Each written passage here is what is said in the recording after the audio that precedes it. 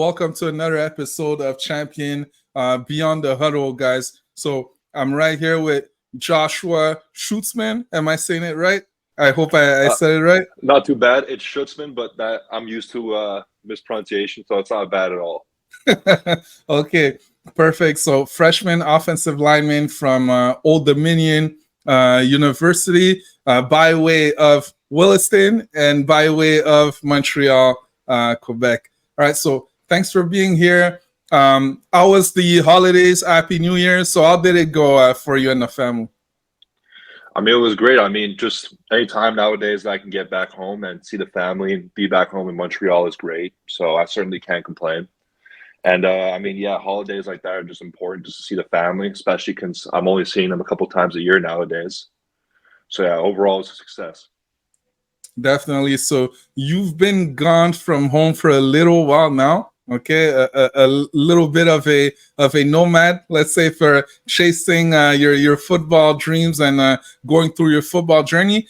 Today is really about going back, as you say. It's right here in the title: empowering athletes to unlock their greatness. Well, that goes beyond the game, right? So I just want to know kind of what you're about, what football means to you, what your journey was like, and hopefully it can impact somebody else, right? As simple as that. So to start from the beginning, okay, I researched a little bit. I see you started with the Patriots. That's around like Vaudreuil, right, in the Montreal area? Yeah, so pretty much it's in Ile-Perrot, but we get a lot of the kids from the Ile-Perrot, Pancourt, and Vaudreuil area. So it's kind of Okay. a accumulation of all three. Okay, perfect. And growing up, I think you played a bit of basketball, a bit of hockey, ended up playing football. How was that, just growing up? Did you have some athletes in the family? What brought you to sports, basically? So truthfully, I didn't really have any noticeable athletes in my family. Everybody played sports at some point, but never really got past the or to a competitive level, you could say. And sports for me growing up, I was kind of just testing the waters out with a lot of sports. I was playing soccer at one point, hockey, basketball, football, and eventually I narrowed it down to basketball and football for a few years. But then I would say, as I got later into high school, I realized that football was really the sport where I could take it the furthest, and it was also the sport that I loved the most. So that's the reason why I sort of chose it.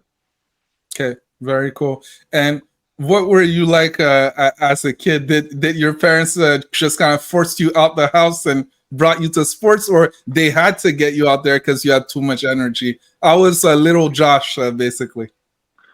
Well, little Josh was definitely, I mean, he liked to be outside and do, be physical and all that stuff and, have physical activity. But to be honest, when I first started playing football, I actually dreaded going to practice and games when I was a kid. It was not something I looked forward to for a long, long time. But my parents sort of just told me, like, hey, you're on the team. You signed up for it. Like, you have to stick with it. So, in a sense, they were kind of dragging me out of the house. Okay, cool. And your football journey obviously started there, with the Patriots. If you could tell us a little bit about what you learned, from your path over there, and if you had any coaches or people in general that impacted your journey. Yeah, I mean, the first coach that comes to mind, definitely that that kind of opened up my eyes to the football world. His name is Dawson Spooner. He played at Vanier. He also still now coaches with the Patriots. And he was really one of the first guys that came up to me and said, hey, like, you have the size and you have the talent to potentially take this sport very far. And as I believe I was around the age of 15 when he first we first started talking in that way, I never really heard that from any other coaches. Of course, you heard, that I heard that I'm a big, strong kid, whatever, I can be good at football. But no one really ever believed me in that sense and told me up front, like, hey, if you put in the work, you could truly make something out of this. So that was definitely something that was important and very eye-opening for me when I was first, going through this time with the Patriots.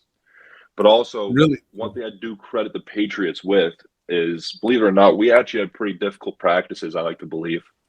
So as a young kid starting there at 6 years old, playing all the way till I was 17, there was a certain level of toughness that I believe I built there, kind of just going through the practices. Okay, really cool. And from that story that you're talking about, what I find is interesting, especially with coaches is that I had a similar journey where I find out about football fairly late. You know, me and my brothers, both me and my younger brother, both end up going D1. Okay, but Mhm. I had no idea what football was. I had no idea whether I was good or not. A coach actually told me out of the blue one day in Bantam, he said, "Hey, you know what? I think you could do something with this sport. I think you have potential." And because he believed in me, I guess I believed in myself, right? So it's like, okay, why not? Is that kind of how it happened for you too? Or how it Pretty much. ignited that idea?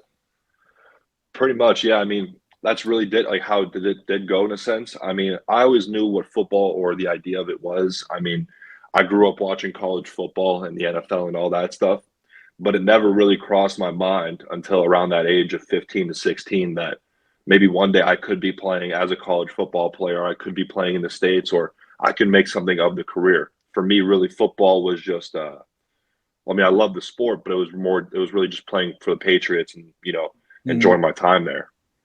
I didn't really okay, see the benefits it could have. perfect. So you pretty much do most of your development there, and I believe before going down to the state for prep schools, you committed to Vanier. Great program. Mhm. Okay, yeah, we're back. You were talking about guys like their O-line coach, like Ryan White, guys like that, guys that I played against who are great people, good coaching. It's a great program. So why Vanier initially?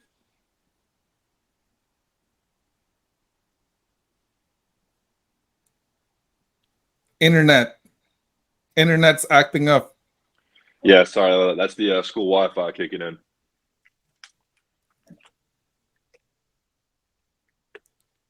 All right, I think we're back now. I think we're back. Okay, yeah, I'm good.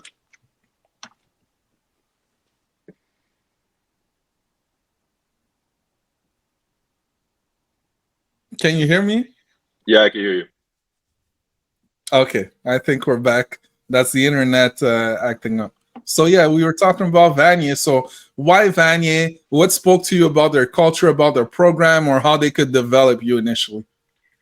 Yeah, so for me, it really started with meeting Ryan White. I know he had his offensive line training going on outside of Vanier, Yeah. and that was the first real training I ever had with him when I first met up with him the summer going into my Sec 5 year. Mm, And I realized, this guy, like, I mean, even nowadays, I still train with Ryan White when I'm back home in Montreal. And I realized, this guy really does know football and what he's talking about. And not only is he a great coach, but as a player, he made it to the CFL, and he's, definitely climbed the ladder of accolades in his career. So I thought to myself, this guy knows what he's talking about. He knows how to coach it, and he understands how to get there to that level. And as mm, well, I remember because a few of my closest friends and I at that time, we committed to Vanier all together. And we went to go watch a game, I believe, when they played Gatineau in the mm, semifinals. And we were like, yeah, this is a place that, I'd want to play at for sure. mm. So it was Okay. really just a mix of things, but Ryan White was definitely the main influence for me. Mm. Definitely a great program, and they helped a lot of athletes for sure. Like I said, I played against Ryan. Great guy, knows his football, and it kind of leads you into understanding that there's so many layers to this game of football, right? It's not just about being big, strong, fast. There's a difference between a freshman and a senior, right? You're nothing Yeah. like the player you'll be in 4 years, physically, technically, mentally, all of that stuff, right? So from Vanier, you go to prep school route. And again, there's always this big discussion that I have a lot of with parents, with coaches, all of that stuff. I just feel like more than one road leads to Rome. All right. You just have to figure out what Rome is to you. And that's beyond football too. You went the prep school route. Why? Again, Vanier is great. Prep school is a different route. What was different for you? So for me, around that time, I was talking to, I would say, a handful of prep schools that I was taking seriously. And I mean, I let Vanier, I was clear with them about that. I said, hey, Hmm. I'm talking to other prep schools. This still might be a route that I take. And I think the reason why was just simply I saw some other guys. I think really the first one that stuck out to me was Alessandro Lorenzetti, who plays in Michigan now. Yeah. I mean, he's won a national championship, and his school that he went to, I actually played in the same league as me. So I saw a guy like that and the success he had in the States. And I was like, if I can do a similar thing or play a similar level, there's no excuse for college coaches not to recruit me from the States if I'm playing in the Mm, States as well. Because I mm, always felt like there was a certain stigma of, playing in Canada where coaches would say, like, oh, well, he's playing against, what they would call weaker competition because I'm up in Canada. So I really just thought to myself, if I was serious about playing Division One football, that mm, my best route, alternatively, would be prep school. mm. Okay, really cool. And it's so true because in the end, whether it's football or anything else, I mean, people don't know what they don't know. The reality is, I mean, a lot of American coaches are opening their eyes to Canadian football, but they have so much talent, they have so much resources in their backyard, right? Why am I Yeah. going to put all this effort to go out there and recruit these kids? So there's nothing like seeing you face to face, talking to you, seeing you on the field. Just that proximity breeds confidence also and opens up doors. So, okay. So from there, get to the prep school in the US. How's your first experience over there? How is it leaving home for the first time, going out there on your own? It's not too far from home, anyways, but Mhm. still, how's your first experience? Well, I feel like to a certain degree, my first few days were a bit of a culture shock in a sense, just because, while like you said, I think Williston from Montreal is only about 4.5 hours, but it really is a totally different world out there compared to being back home in Montreal. And football wise, I mean, if I'm going to be honest, my first month or so, I was not playing too good down there. And Yeah. it was a bit of a wake up call because, I mean, of course, I wouldn't say I was a cocky player, but I was definitely confident in myself. And Yeah. losing more reps than you're winning is definitely a bit of a hit to the confidence. So I kind of just the entire process, I had to remind myself, like, hey, like it's gonna get better. Like you just have to sit through it, like kind of take the punches early, so you can go through all the ugly stuff, so it could eventually get better. And that Mm, was kind of football for me, but also just socially being there, making brand new friends instead of the guys that I've known all 17 years of yeah. my life up to that point. So it was Nice. definitely, I wouldn't say a rough start, but it was definitely a huge transition for me. Mm. And yeah, but it figured itself out. The way I equate it to, and I'm curious to know what you think about that, is that when you play football, you're always part of a team, right? You're used to doing everything with your teammates. But when you're looking to elevate, no matter where it is, okay, like you're going to a different place on your own. I mean, your parents are back home, they'll talk to you on the phone, but you're out there by yourself. You got to figure it out. I mean, it's you against you, and no one can fight that fight for you, which I think is a great thing to be exposed to if you want to grow. And is it that same mindset that you're taking into Old Dominion in your freshman season now? Or you kind of building a lot of things from there and your mindset's a little bit different? I would say it's more or less the same to where I was Mm, initially coming to the States, in a sense of I knew what was going to happen, or I have a decent idea of how my time there would play out. But at the same time, I had really not much of a sense of what I was walking into. But I mm, kind of told myself, it reminded me a lot of initially Williston when I was there, where I knew the first few months there, if not first few weeks, was going to suck, and I was really going to have to tough it out and really try and see it through. And I feel like I'm going through that right now in a sense, just transitioning from Massachusetts to Virginia, because even that is, mm, I would say, is a different world compared to those two states and the culture for and sure. also just the people here. So I mean, really, more or less, I'm thinking to myself the same thing as I was 2 years ago, coming from Montreal to Western Massachusetts. Mm. And academically, how was it at Williston? Was it a transition also? A big transition for you, or you kind of picked up the ball and ran with it? So I've never been a good school guy, or I've never been a top of the class student. But I will give Wilson credit; they did give me a lot of resources to succeed there. And my grades are about a 3.0, which isn't horrible when you think about it, but Williston is what you can consider an academic high school or boarding Mm, school. So a lot of my teammates, they had, close to, if not a 4.0 GPA. yeah. So that was a little bit different as well, because for me, 80s or B's or like a low A is good grades for me, but the standard there was a lot different, to where pretty much you would want an A or an A plus in every single Mm, assignment and every single class. mm, So for me, I understood that, that's not me as a student, but I have the resources here to strive for that. So mm. yeah. Okay. And from Williston, then the recruitment process opens up. Okay. Tell us about that process a little bit, that journey for you. How did it go? Was it difficult? Did you knew all along? How did it happen for you? So for me, my recruitment really picked up, I would say, in the spring of my junior year.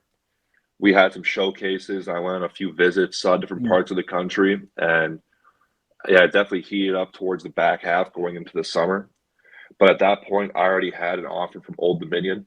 So I was kind mm, of telling myself, if a school doesn't come along and give me an offer yeah. that I just absolutely cannot pass up, Old Dominion's Mm, going to be the school for me, just because they were one of the first schools to actually offer me. And as well, their recruitment of me was so persistent. I was like, I feel like this could be a place for me. mm, very cool. So that And was kind of, sorry, finish. go for it. Go for it. Sorry, yeah. So I was just saying, just as a whole, that was my recruitment process summed up, where I was still going through the process of recruitment, but I knew deep down that I had a potential home in Old Dominion the whole time. Mm, very cool. Were your parents heavily involved in the process too with you, or did they kind of let you run the show and gave advice here and there? So, I mean, of course, they were, involved in the process. They came on multiple visits with me. I mean, for example, when I went to go visit Boston College, my mom came down with me. When I went to Wake Forest, my dad came with me in school, like kind of that deal, to where Mm, unless the school was closer to home or closer to Williston, I would go solo. But if it yeah. was a little bit more, a couple hour drive on a plane ride away, my parents would come down with me. Mm, So they were involved, but at the same time, they understood that it was more of a decision for me, or more of a personal decision. Because, mm, of course, at the end of the day, I'd be, living at that university for 4 to 5 years, and a huge part of my life would be involved or, incorporated with that university. So, of course, they threw in their 2 cents and they gave me their opinion, but they understood that it was really a decision up to me. mm. And more than ever now, one way or another, if we're just being honest, I mean, college football is a great thing, especially down south, but it's still a business. So finding a family in a business environment can be tricky sometimes, and that's definitely an important thing to think about for recruits. Yeah. We see it now, Alabama again. Nick Saban, the goat, but he's recruited some guys this year, right? That committed Yeah. before because he was there and is gone. I've kind of went through the same situation, so it's just a reality of college football. So beyond just football, okay, let's take football out of the equation. Let's talk about Old Dominion. Uh, why Old Dominion for you? Why did it feel like home and somewhere you can see yourself growing into a bigger 6'7" young man over the next 4 years? You know? Yeah. So, I mean, it really goes back to the first time I actually met a coach from Old Dominion. It was the offensive coordinator here, Coach Decker. And well, the first time I ever met them, they offered me. So, of course, that was a benefit. But at the same time, just meeting the staff, there was a certain Mm, feel to it where I was like, okay, these guys, I feel like I could belong here. Where, mm, talking to them on the phone or talking to them in person when they came to visit me in school, there was a certain feeling where it was like I could be myself around these people. You know what I mean? I wasn't being somebody that I wasn't. And then I mm, remember visiting there in March, watching spring practice and kind of going through all that, seeing campus and seeing the area. I mean, Old Dominion is pretty much right next to the ocean and in Virginia Beach area. And Norfolk, the town that it's in, is, home of a few 100,000 people. So in a way, it didn't remind me of Montreal, but it reminded me mm, of the sense of I'm in a place where there's a lot of people and a lot of stuff going on. Mm, So there's always something to do here outside of football when we had time off. And mm, it kind of just gave a feeling to where, okay, like this reminds me of maybe not Montreal, but what home is to me. mm. So I Very cool. definitely felt like just that whole process, I'm like, I could be myself here kind of thing. Mm. And they have a history of recruiting other Canadians too. So maybe, well, for you it was different one way or another because you were already in prep school. But from guys directly out of Quebec, just someone over there understanding the process and having been through it with CJEPs and all that stuff, definitely helps for sure. Okay. And is there a specific team that you're excited to play against this year? Again, it's all new. You're learning the culture, from the mascots to how everything is down there. Is there a specific team that you're super excited of playing against next year? So I would definitely say the team that I was looking forward to playing was Virginia Tech here at home, Mm, I believe week 3. mm. For people that didn't know, we actually signed a contract not too long ago where we would play them every single season for 10 years, and every single Oh, year we wow. would alternate. And if I'm not mistaken, I believe we've beaten them 3 times since the 2010s. So it's been, I wouldn't say a back and forth, but we definitely have gone the best of them a few times. But sadly, it sounds like there's going to be a schedule change and we're not playing them anymore. Mm, So right now, I would say the second biggest game for us is week 1 when we play at South Carolina. nice. So I mean that's an Nice. SEC opponent, so that's definitely going to be a whole different environment. And For sure. I'm hoping that I could be on the travel squad to see that game just to witness the environment. Hey, well, you're putting the work in, right? Winter conditioning just started. You're getting ready for sure. Yep, absolutely. Okay. All right. Perfect. And I know you're studying a sports management, right? So Yeah. you obviously have an interest for sports. You obviously maybe have an interest for like business, all of that stuff. With your vision beyond football, I know you're all in right now, of course, but is there something excited you could see yourself doing, like post career or something like that, when it comes to sports management? Yeah, so for me right now, like you said, I'm all in on football. That's really what I'm thinking. But of course, I've given it thought to what I would do potentially after football. And for me, the first answer is coaching, of course, being still Mm, involved in the sport and close to it. I mean, I would definitely consider myself an X's and O's guy when it comes to football. I love talking about the ins and the outs of the game, the technique behind everything, but definitely not. I think rather if it's not coaching or playing professionally, it would definitely just be something related in sports. And that's mm, definitely the path I'm trying to take just because, sports had such an impact in my life. And of course, if I could receive, a salary for being around sports or playing sports or coaching sports, to me, that's sort of the dream job. mm. Very cool. And let's say in the next 4 to 5 years, if you were to maximize your potential at Old Dominion, being the best version of yourself that you could be, um, what area would you need to improve? And again, we can work on a million things, but if you could pinpoint, let's say one that would definitely have the most impact on everything else for you on the field, off the field. Well, see, as a football player, I would definitely just say, well, I'm not a perfect player at all. I have a lot to work on, but definitely my strength is the thing that sits out or stands out the most. Just because you compare myself to other kids in the States, I mean, they've been in strength programs since Mm, they've been in middle school. And I mean, I grew up, working out at Econo Fitness, so it's not necessarily the same thing to say the least. But as a person, I mean, I think one thing that I've been grateful for that not a lot of people talk about going to prep school and kind of going through this whole Division 1 process is just the people you meet and the journey you go on. That's so mm, different compared to people back home. And I think while it's at times hard to relate or hard to talk about with your friends and your family back home, it's definitely you pick up life experiences throughout this process that you wouldn't have had back home. So that's mm, definitely one thing that, while certainly if football doesn't work out, I feel like I'm grateful for the experience that I've been on so far. mm. And that's definitely the amazing thing about this about this game is that it connects so many people, right? Especially with the route that you've taken. You will honestly say one day that no matter where you go in North America, you probably know somebody, right? And beyond Yeah. just knowing somebody, you have like a close relationship with somebody that stays for life beyond football. So that's a really cool thing. I'm gonna ask you a question I ask every other athlete. What does football mean to you specifically? You've been in this game for a while now. You're definitely invested in it. It's opened up doors for you.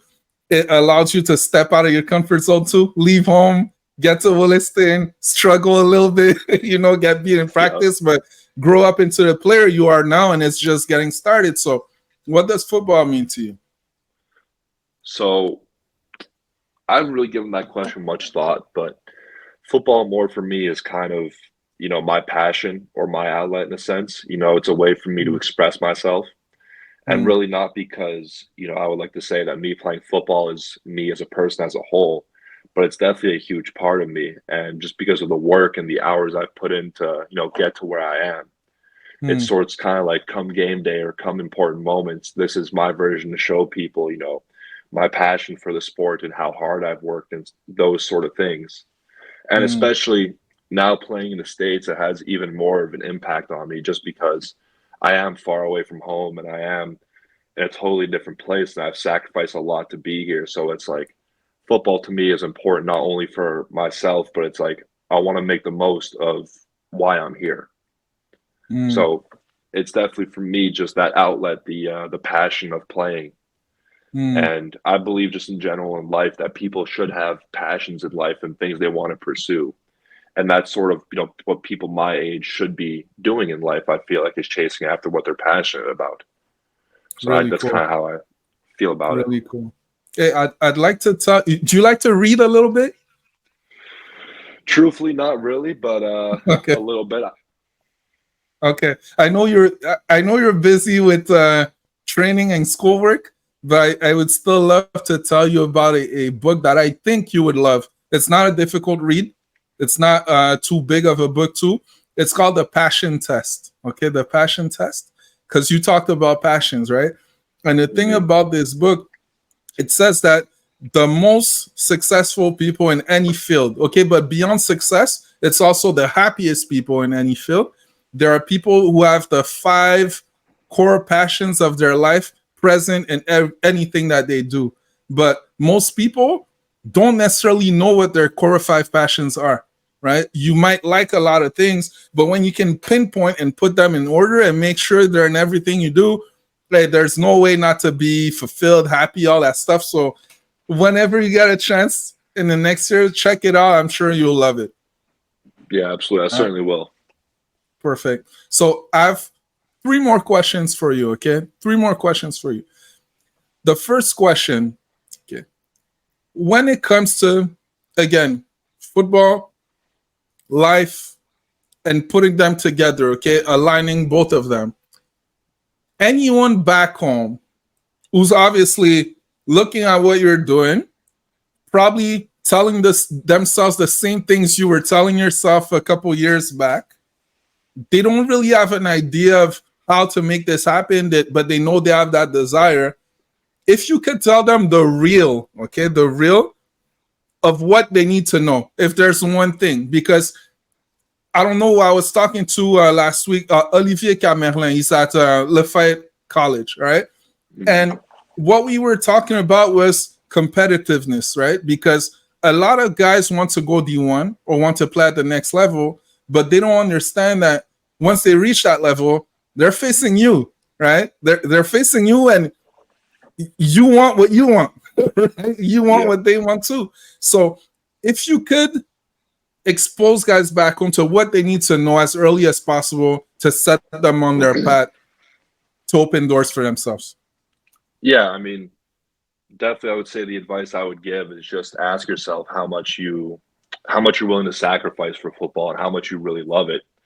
Because not only is playing football in the States is really, I would only say, a small percentage of living in the States and going through this process. I mean, are you willing to move countries and, be away from friends and family?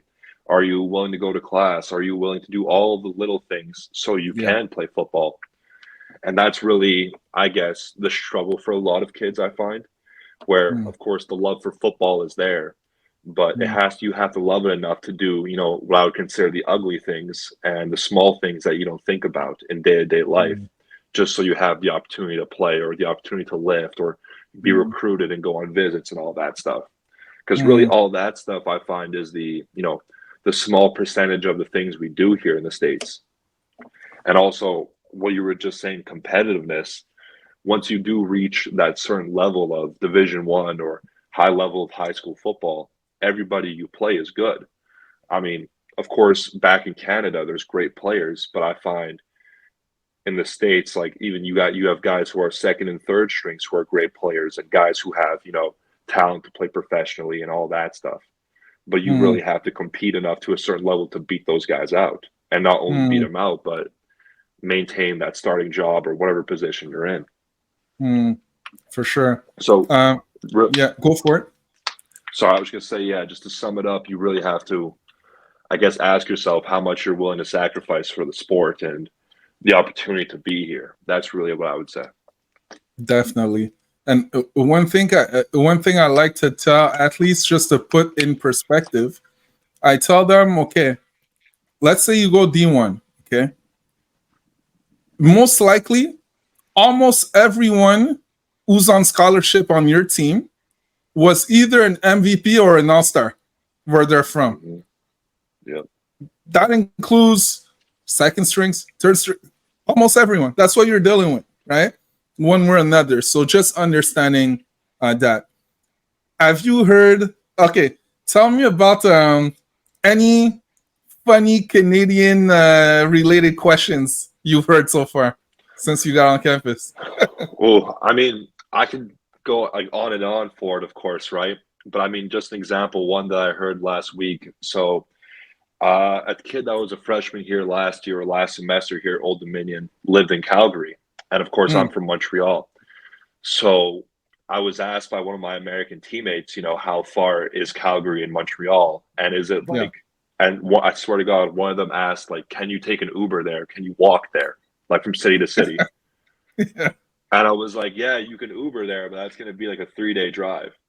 Man, I'm like, yeah. I'm like, I don't think you understand, but it's literally across the country. Like it's a totally different place.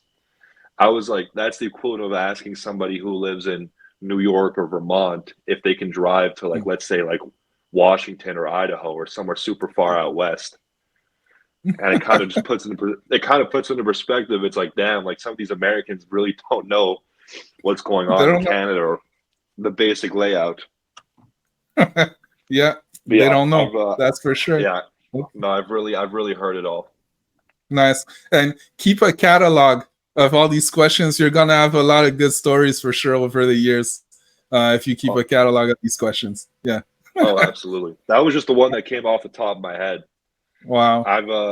I've been asked as well, like, so my past senior season at Williston, we were preparing against a team who recruited a kid from British Columbia, Mm. and my offensive line coach asked me if I knew him, and I'm like, no, I don't, because he lives all the way in British Columbia. I was saying, like, once again, that's like me asking you here in Massachusetts if you know a guy who lives in Seattle or in somewhere super far out west. Yeah. So I Yeah. was once Because again he's just ties American. back to exactly, it just ties back to saying that like geography wise, they're all out of whack down here. Yeah. That's funny. That's funny. Perfect. And last question.